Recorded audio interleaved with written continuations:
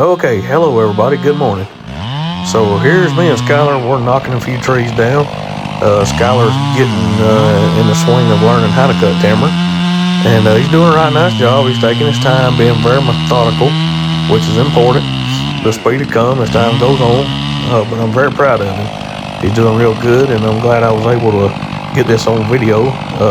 Savannah, my oldest girl, actually came down and spent some time with us and done the video. So Savannah, if you're watching, thank you very much.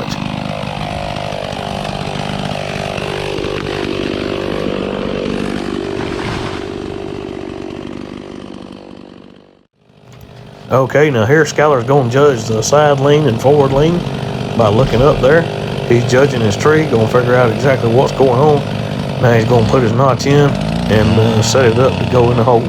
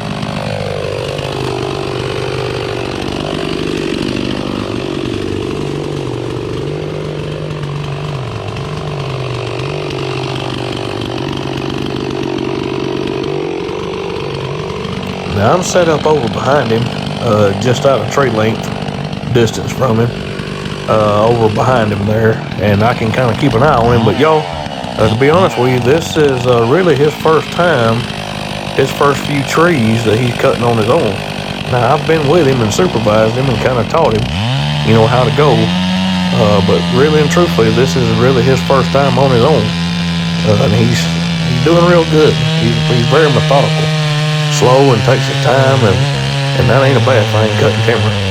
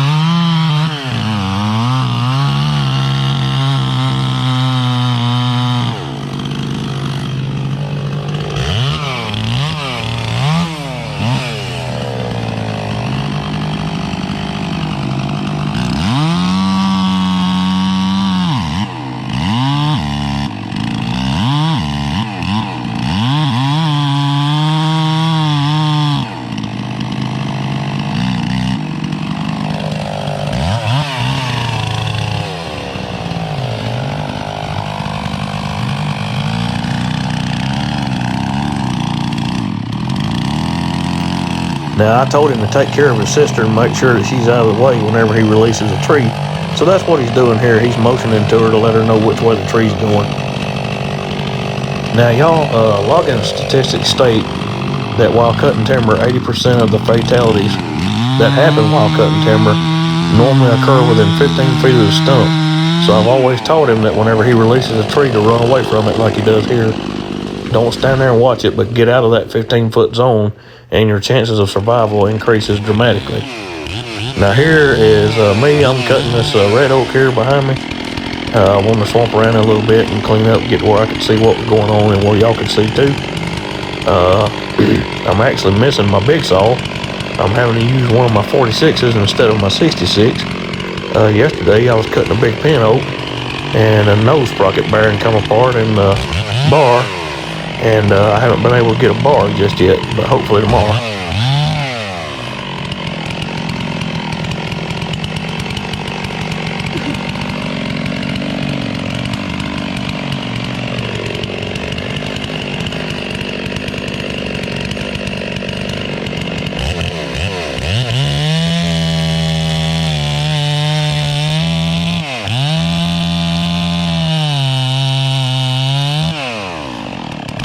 Okay, y'all, I want to talk about this acronym here that I got on the screen.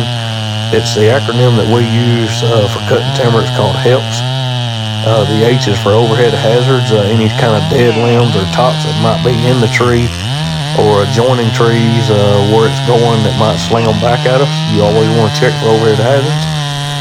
You want to have an escape plan 45 degrees to the rear of where you're going, or a blocker tree, and that tree over to our right of the screen there with the blue ring around it, that's where we're going to go when this tree falls. Okay, and then the L is assess the tree lean. Trees are true dimensional. You want to look at any side lean, left or right, and then you also want to look at any back or forward lean, front or rear, and you have to assess that from the direction you want it to go, because it can change based off of the direction you want it to go. P is for planning your cut, what kind of cut you're going to make, how much hinge you need to leave, and different species of trees will dictate how much hinge it needs. If you need to offset the hinge a little bit for side lean, sometimes you'll need to use a double hinge on one side to help pull a tree. You may need to bore the heart out of it. You may need to bore cut the tree on the back cut. You know, there's just a lot of things that goes into cutting timber. So the P is for planning your cut before, and we do this acronym before we ever even start cutting. And then last is S, which is the size of the tree. You want to size it up and know what you're looking at, where it's going to go, and you know, kind of what percentages of your cuts that you're going to make, how much hinge material, and all that good stuff. And you want to measure it at DBH, which is diameter breast height, which is usually about breast height on most men.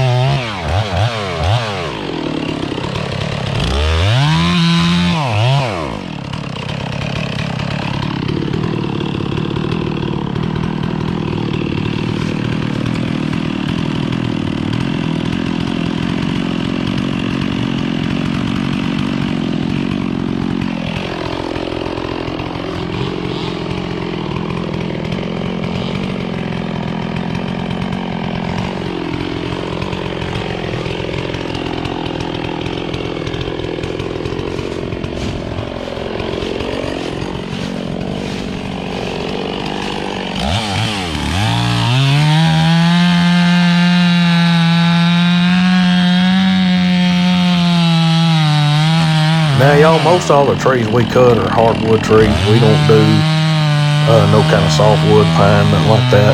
We're in the hardwood timber harvesting business. And a lot of our trees, 80% of the tree value is in the butt log. So we don't want to pull no wood fiber if we can help it. And we don't want to bust the tree. We don't want to bust the logs nor bust the tree itself. So we bore cut most of our stuff. It's safer that way because you can get in a barber chair situation if you've got a tree with some forward lean. It can start going before it's ready, before you get the hinge set, and it can bust in the barber chair. And it can kill you as a timber cutter, and it can ruin every bit of the monetary value of the tree.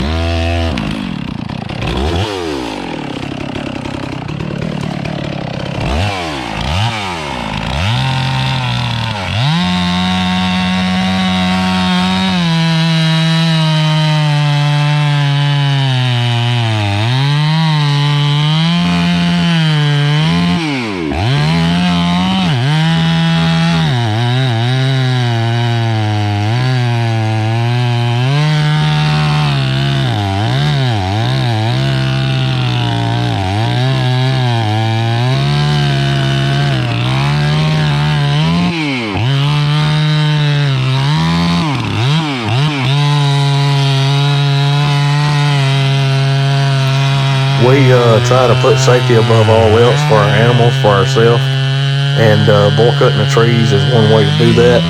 I'll have the tree set up here. Now I'm going to check to make sure that Sis is in a good spot. I told her to get behind the tree there. Now I'm going to let Skylar know the tree's coming down, and I'm going to check with him and tap my helmet there, which is going to let him know that the tree is coming down. And I'm letting them know which direction it's going. Safety is a major concern out here in the woods, y'all. I mean, there's so many things that can kill you.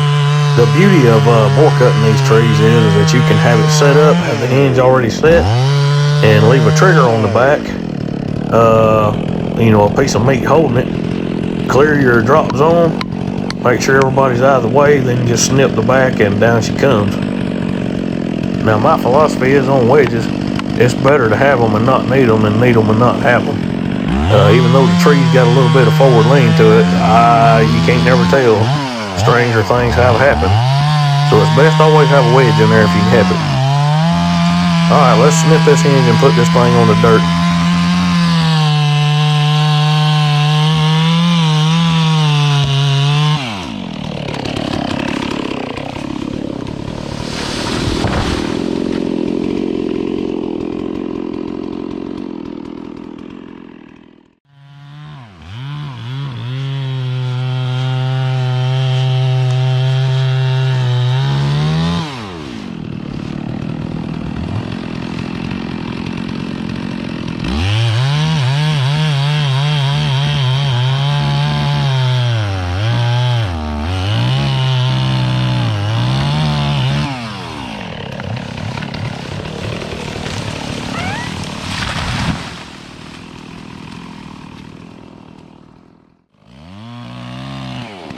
Now, so far, this has been a good tract of timber for Skylar to learn on because it's fairly open here. It's not real densely populated, so it's you don't have to worry so much about trees getting hung, and also overhead hazards quite as much.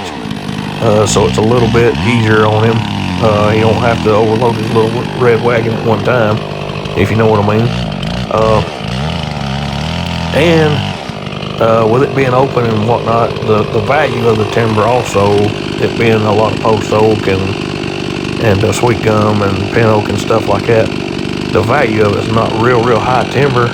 So if something does happen and he busts a log or whatnot, it's not going to break the bank one way or the other. We do our best to take care of our trees, though. If we're going to harvest them and cut them down, then we want to make the best out of them if we can, for our landowner and for ourselves.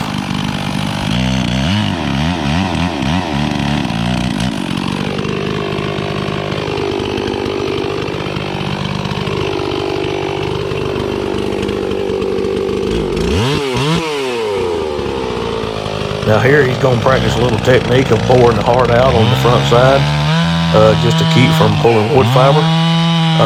We assessed his stumps last night after we got through cutting, and a couple trees that he did cut yesterday pulled a little bit of wood fiber, and we had some more training, and I told him what he could do to mitigate that, and one method of it is boring the heart out on the face cut, and that's what he's doing here.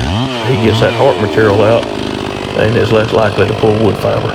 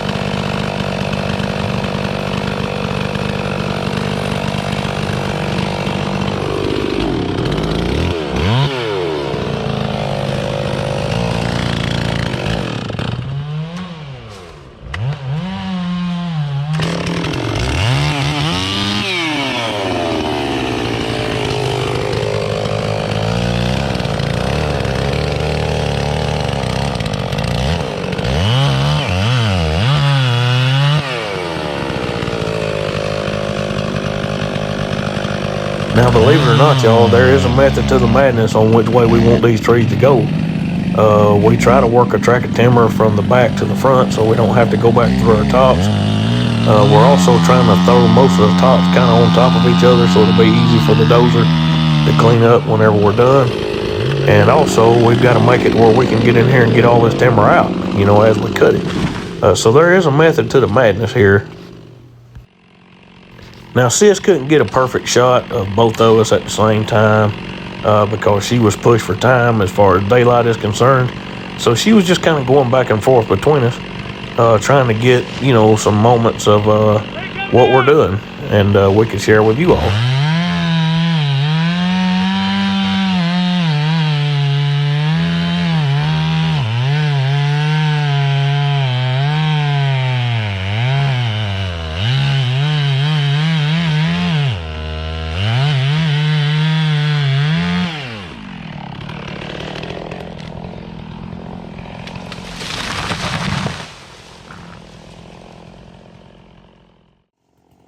Alrighty, y'all, this will be the last tree we cut for today, and it's getting, close to dark and whatnot. This is a little sweet gum tree down here in the bottom. This is one of the last trees we got in this bottom. But if y'all look over behind me at that riprap rock, there's a drainage ditch right there, and I couldn't put it across that ditch, so I had to fall it to the camera's right, and there's another tree out there, a smaller tree in front of it that I didn't want to take.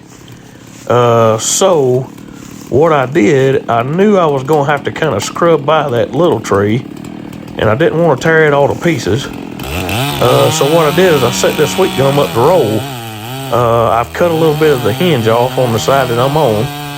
I cut a little bit of that hinge off, so whenever it started to fall, it would break off and roll and then hit the ground.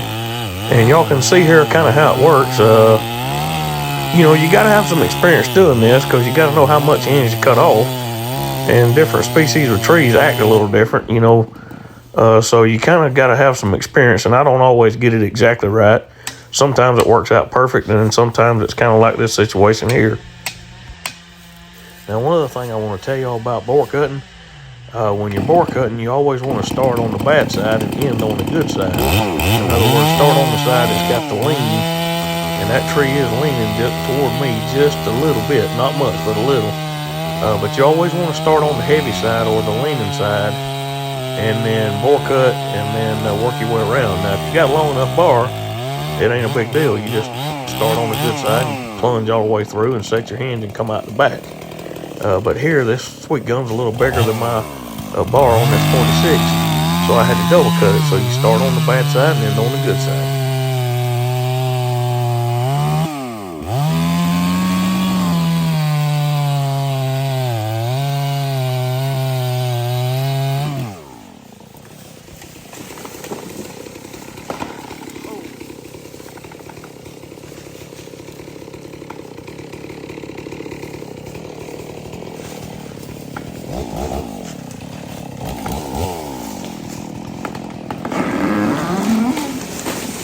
Well, y'all, next time I'll cut a little more hinge off.